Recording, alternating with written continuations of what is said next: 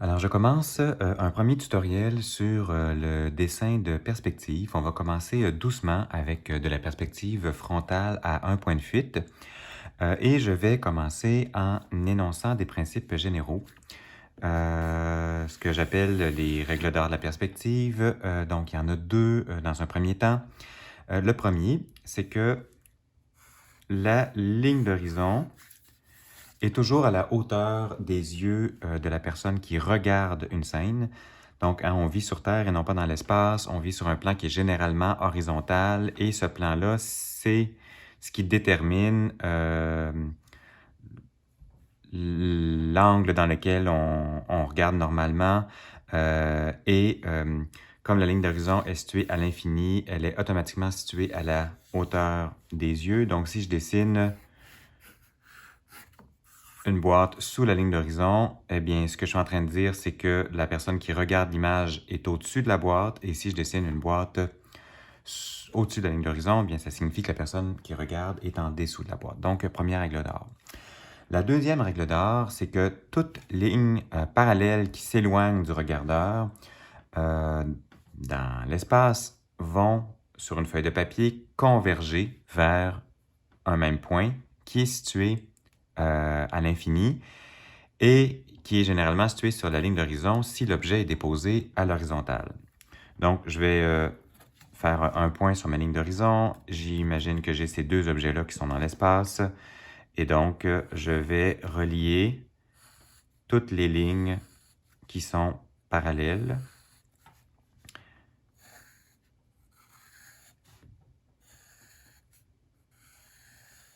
Voilà, vers mon point de fuite.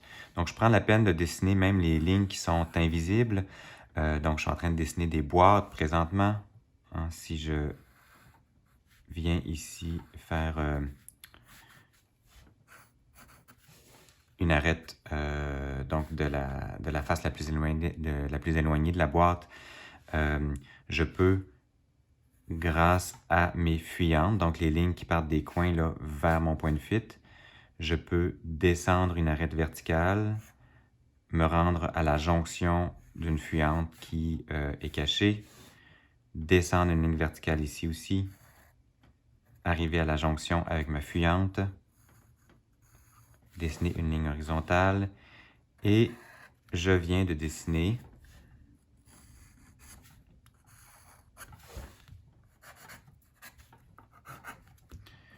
une boîte un peu translucide ou transparente, donc comme une espèce d'aquarium, si on veut, une boîte de verre. On appelle ça une boîte capable en perspective.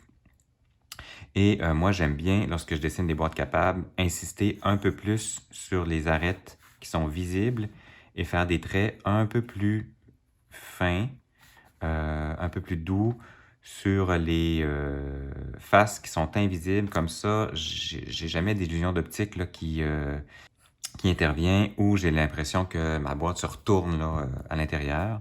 Alors, je dessine ici les arêtes les plus visibles de ma boîte. Je fixe un point pour lui donner de la profondeur. Donc, si je retrace mes fuyantes, ça va me donner quelque chose comme ça.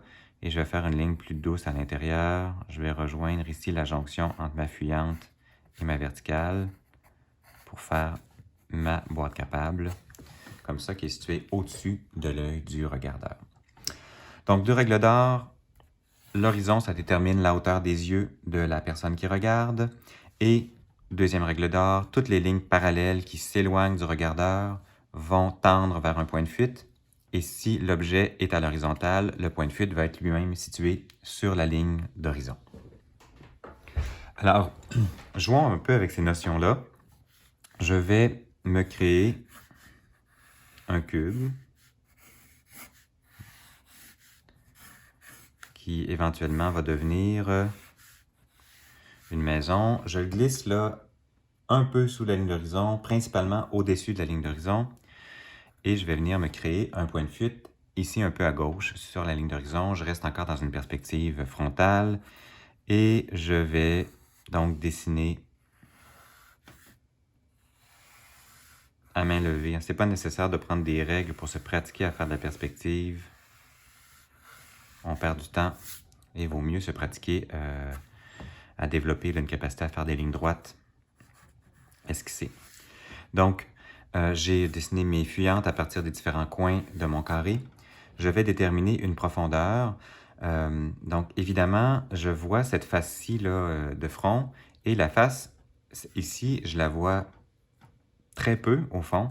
Alors, je dois déterminer où je vais aller mettre ma ligne pour donner l'impression que cette forme-là est un cube et non pas un carré. Si je viens la mettre très loin, bien, je vais vraiment donner l'impression d'avoir un prisme rectangulaire très, très allongé. C'est comme un train là, présentement qui s'en vient vers moi. Ce qu'il faut comprendre, c'est que plus je me rapproche de mon point de fuite, plus mes distances tendent vers l'infini. Donc, c'est une relation qui est exponentielle. Alors, si je faisais un train là, avec des wagons, je pourrais mettre le premier wagon relativement éloigné, le suivant un petit peu plus proche, l'autre encore plus proche, encore plus proche, encore plus proche. Et là, ça deviendrait comme une série de lignes très, très, très rapprochées.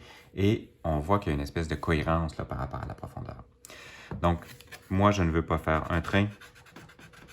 Je veux faire un cube et je vais aller placer ma ligne à peu près ici. Il existe des façons mathématiques, géométriques de faire de la perspective pour savoir exactement où aller placer mes lignes en fonction de la caméra, de la distance entre le regardeur et l'objet. C'est de la perspective très technique. Si vous vous intéressez à ça, vous pouvez taper sur Internet le tutoriel perspective pour dessin de design intérieur ou dessin d'architecture.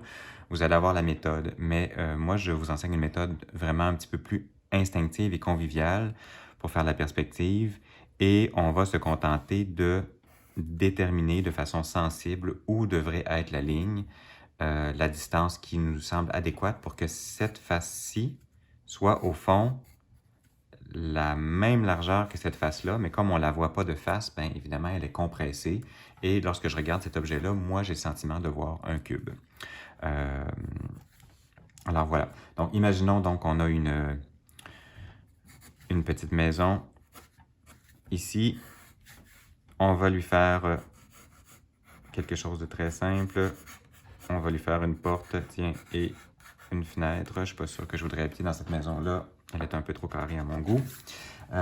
Mais c'est pour vous expliquer la règle d'or du fait que la ligne d'horizon est toujours à la hauteur des yeux du personnage ou du regardeur. Et ce que la boîte indique présentement, c'est que je suis au niveau de la rue. Ma tête ici est située au niveau de la porte d'entrée. Donc, on pourrait avoir un personnage dans la maison. Et si je dessine d'autres personnages qui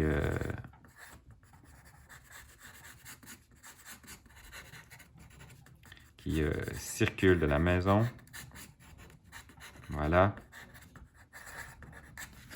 et que je prends soin de mettre la tête toujours à la hauteur de la ligne d'horizon. Donc, je peux en dessiner un ici. Ah, ça, c'est une oreille. Tiens, je peux lui mettre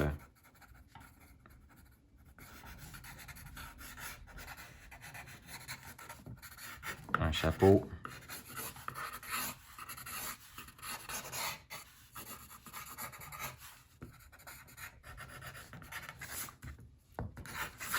Et j'ai vraiment le sentiment d'avoir une scène qui est tout à fait cohérente. Donc tout ça fait partie d'un ensemble. Pourquoi? Parce que j'ai mis toutes les têtes des personnages à la hauteur de la ligne d'horizon. Je peux leur donner le format que je veux à ce moment-là. Ils vont s'agrandir ou se ratisser. Mais je ne peux pas, par exemple, venir faire un personnage ici, à moins que ce soit vraiment un enfant, mais encore, au niveau de la proportion, là, ça n'a pas de sens parce que je n'ai pas respecté le fait que sa tête devrait être à la hauteur des yeux de la personne qui regarde. Alors, vous pouvez vous pratiquer à faire des petites scènes comme ça, faire ce que vous voulez. Si on met un arbre, on peut penser qu'il va être au-dessus de la ligne d'horizon. Si on met ici une voiture, tiens, je vais la dessiner un petit peu en perspective.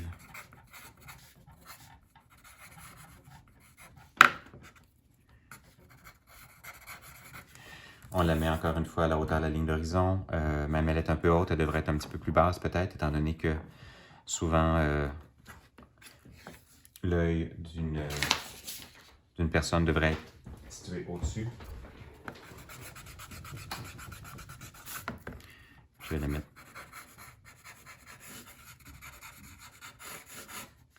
Je vais juste la dessiner un petit peu plus basse. Et elle reste tout à fait cohérente avec la scène que je suis en train de dessiner. Alors, pour terminer ce tutoriel, je vous propose un petit exercice à faire ensemble. On va dessiner un bateau, un genre de cargo, qui transporte des conteneurs ou des minéraux ou du pétrole, peu importe. On va donc se dessiner ici un carré. Situé sous la ligne d'horizon, je vais aller me placer un point de fuite un peu décalé. On est encore dans une perspective frontale. Je vais me dessiner des fuyantes. Et je vais dessiner une fuyante ici plus douce, plus légère. Et là, plutôt que de faire un cube, je vais vouloir faire un prisme rectangulaire. Donc, je vais aller placer ma ligne ici beaucoup plus loin pour déterminer la fin de ma boîte capable. Parce que bien, un bateau, c'est fait sur la longueur, c'est pas un carré. C'est vraiment un prisme rectangulaire. Je vais affiner un petit peu mes côtés. Voilà.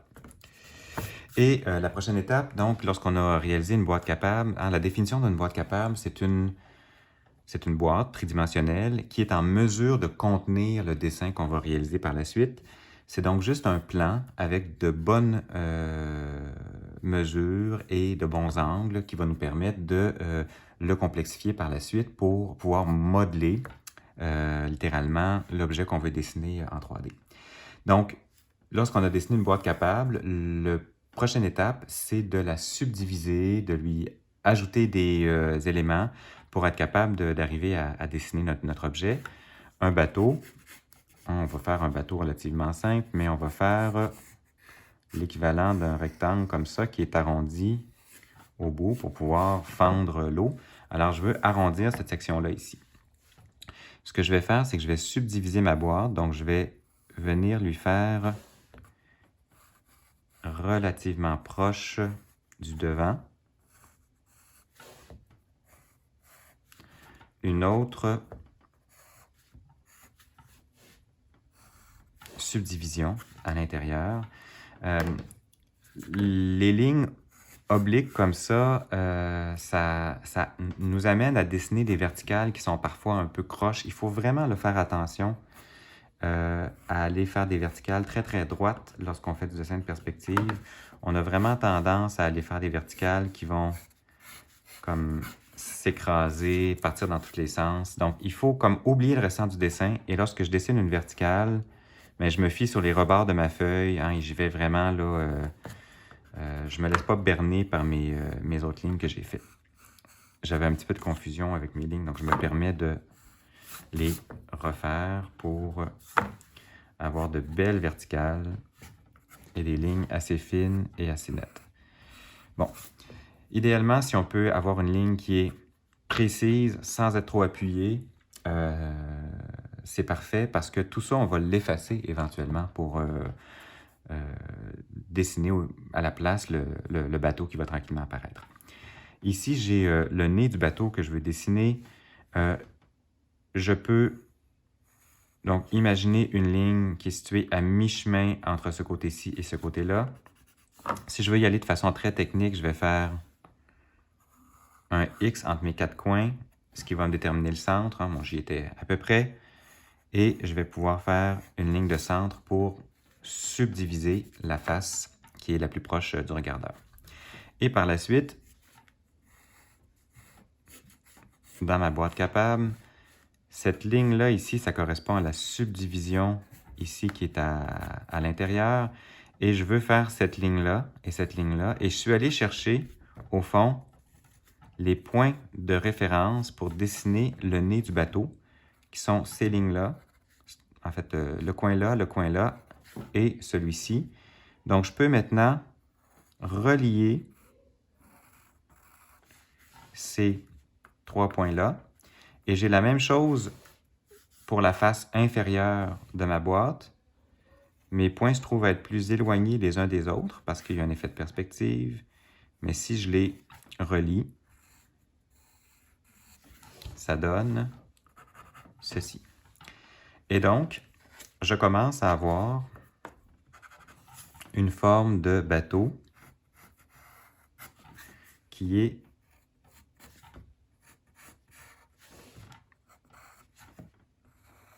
avec un nez arrondi. Alors, je peux commencer à effacer ma boîte capable si j'en ai plus besoin. Ça dépend, il y a toujours un moment où ça vaut encore la peine de l'avoir et un moment où on n'en a plus tellement besoin.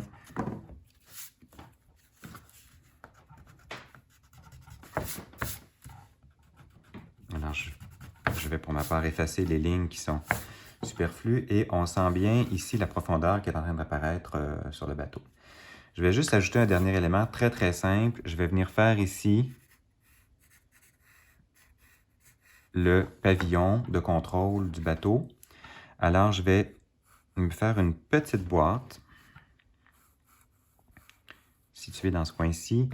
Les lignes comme ça ici qui sont parallèles, comme elles s'éloignent de mon œil, elles tendent vers le point de fuite. Donc, je me suis créé un nouveau plan et ce plan-là, je vais vouloir en faire une extrusion, si on veut. Je vais l'amener vers le haut. Donc, je pars des 4 coins. Je me monte des verticales en prenant bien soin de rester à la verticale. Et j'ai ici, en devanture,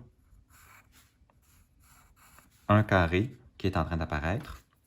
Et ce carré-là, je vais l'amener avec mes fuyantes vers mon point de fuite, ce qui me permet d'aller déterminer les autres faces. Je pourrais là, faire une ligne un petit peu plus pâle.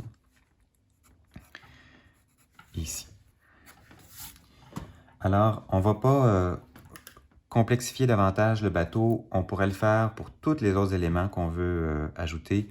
Tiens, je vais juste lui faire une petite ligne de flottaison. Donc, je me pars une fuyante là, à partir de mon point de fuite. Puis là, je vais y aller un peu à l'œil. Je vais aller faire une courbe là, qui est un peu à mi-chemin entre ces deux-là. Je vais l'amener ici. Je vais l'amener là. Tiens, et je vais m'arrêter là pour le bateau. Je vais tout simplement effacer mes lignes qui sont en trop.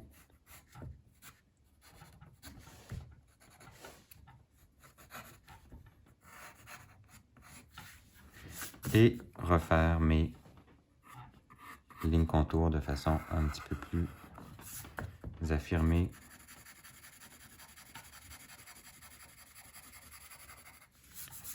Voilà. Et j'ai quand même là, le sentiment d'avoir un beau bateau qui s'en vient vers moi en perspective. Alors, je m'arrête ici pour ce tutoriel et je vous retrouve pour un prochain tutoriel où on va peut-être continuer des exercices de perspective frontale, mais passer tranquillement vers de la perspective à 2 points de fuite.